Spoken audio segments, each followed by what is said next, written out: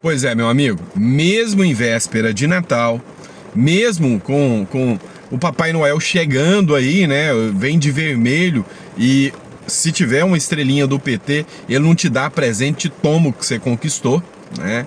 Papai Noel comunista. Mesmo nesse período de Natal que a gente pensa, pô, as coisas vão ser mais tranquilas, vão ser mais sossegadas, as coisas vão fluir um tanto quanto bem aí na República das Bananas, nesse museu de grandes novidades chamado Brasil, né? Cara, vem mais uma bomba, tá? E nós vamos falar da prisão do Daniel Silveira. Você já pensou, não, mas Sandro, matéria antiga. Prisão do Daniel Silveira já foi até solto. Foi preso de novo. Hoje ele foi preso de novo, em véspera de Natal. Motivo? Olha, segundo eles, descumpriram medidas judiciais, né? Ou as determinações do Moraes. Alguns constitucionalistas manifestaram, dizendo que a prisão é desproporcional. Pá, não confunda ilegal e desproporcional. Segundo ele, é uma prisão desproporcional. E eu vou explicar para vocês o que está acontecendo. Esse barulho que vocês estão ouvindo aí é chuva, tá, pessoal? É chuva, muita chuva. Final de ano, mulher quer ficar bonita. Estão tudo no salão de cabeleireiro. O motorista aqui, de castigo, tendo que gravar para vocês de dentro do carro, né? Debaixo de chuva. Mas são ossos do ofício, tá bom? Mas vamos começar agora de matéria. Não esqueça de se inscrever, curtir, compartilhar. E vamos falar do caso da prisão do Daniel Silveira. Vem comigo. A matéria que eu vou debater com vocês agora é do jornal Metrópolis, do Igor Gadelha. A Polícia Federal prende ex-deputado Daniel Silveira por descumprir medidas judiciais, tá? Mas quais são essas medidas judiciais tão graves? O que aconteceu em relação ao Daniel Silveira? Vamos lembrar um pouquinho do caso, né? O Daniel Silveira, uma figura que ficou muito conhecida por ter falado coisas contra o STF, né? Então foi o primeiro caso, assim, de quebra de imunidade parlamentar que levou um deputado à cadeia, chocou a comunidade brasileira. De certa forma, a direita se silenciou em relação a isso, né? E ali o Supremo Tribunal Federal entendeu que poderia, né, mandar prender qualquer um, que não haveria resistência do Congresso Nacional, ou seja, houve um fraquejo aí, né, do Congresso Nacional que deixou isso acontecer. Depois de muitos embates, de muita pressão psicológica, o Daniel Silveira foi liberado, mas com várias restrições, restrição de horário, tornozeleira eletrônica, não pode usar rede social, enfim, muitas restrições. Os casos mais emblemáticos desse caso do Daniel Silveira é que o Bolsonaro chegou a dar um indulto, tá? Para anular as penas. E o Brasil é um país tupiniquim, diferente dos Estados Unidos, que o Biden deu um indulto, o perdão, para o seu próprio filho. Seu próprio filho. E o Trump, por mais que não goste do Biden, falou, olha, eu posso achar que o que ele fez é imoral, mas se a lei prevê, eu tenho o dever moral de respeitar.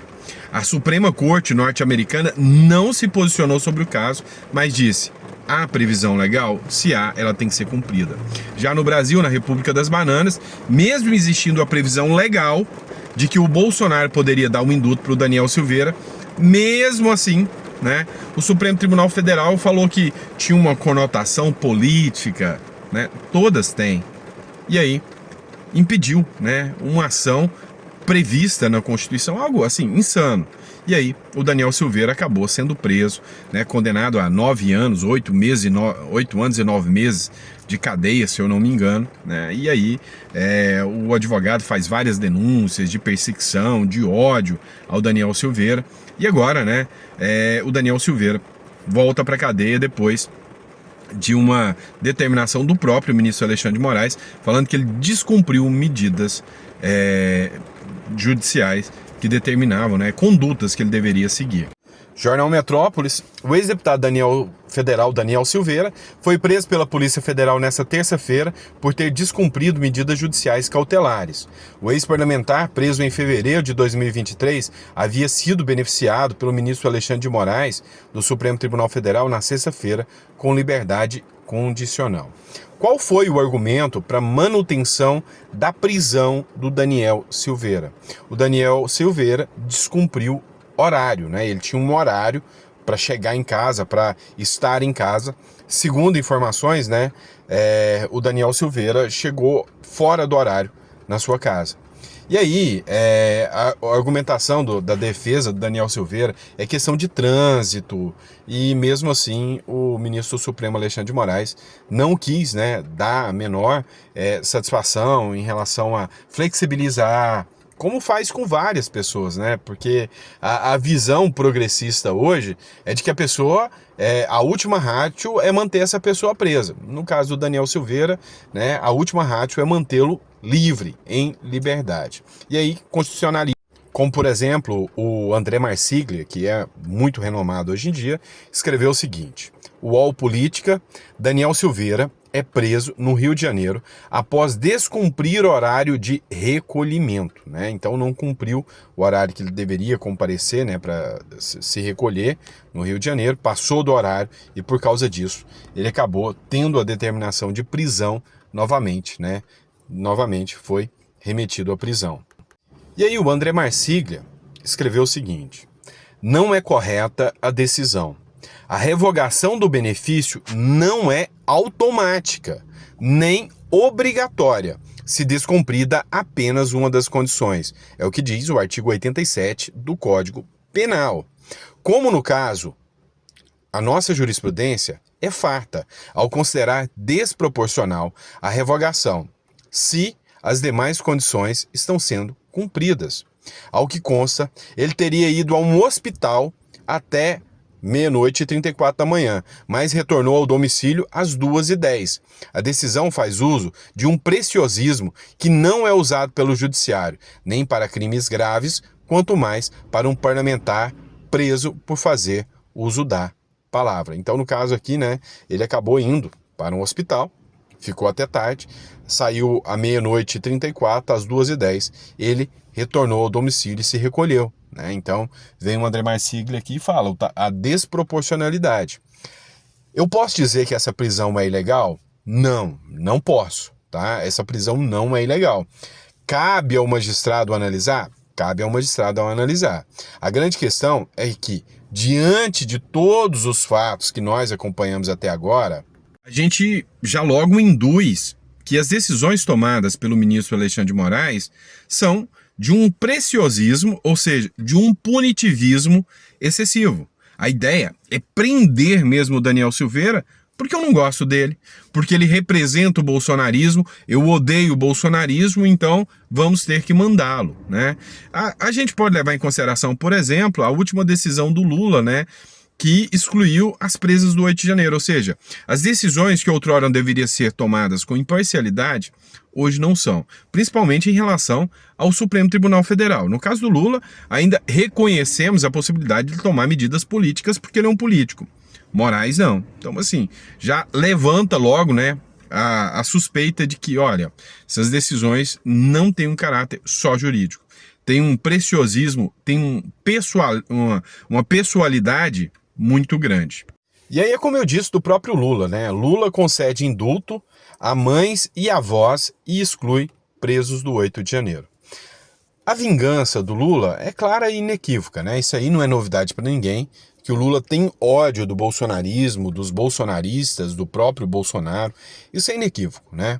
O que acontece com os presos do 8 de janeiro é assustador. Tá?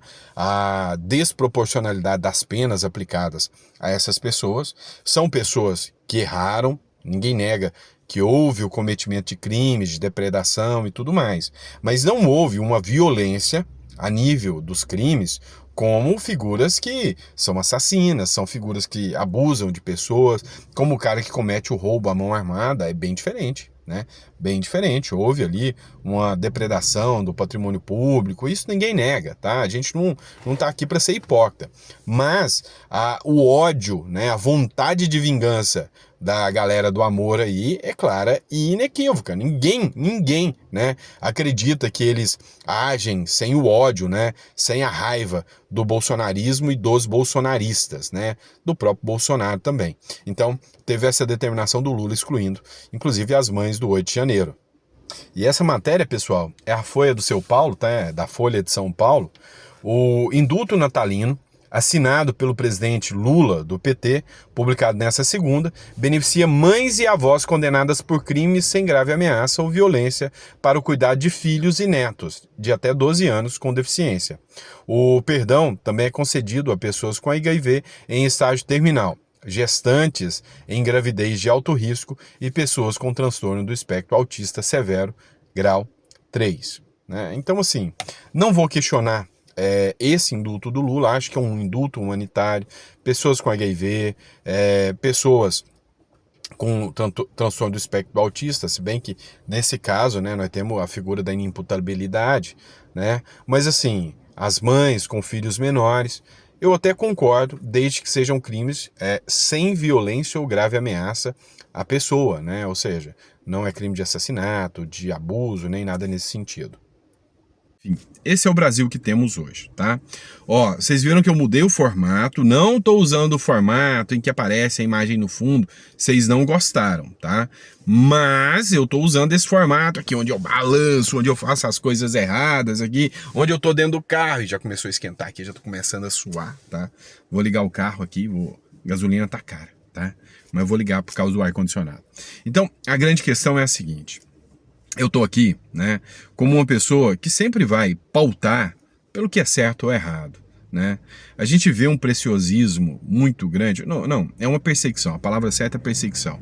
Não vou me furtar a falar o que eu penso, não vou ser covarde, não. A gente vê uma perseguição muito clara e inequívoca, né, nesses casos. É um caso que tem que primeiro, né, justificar, não é automática a cassação da liberdade, tá?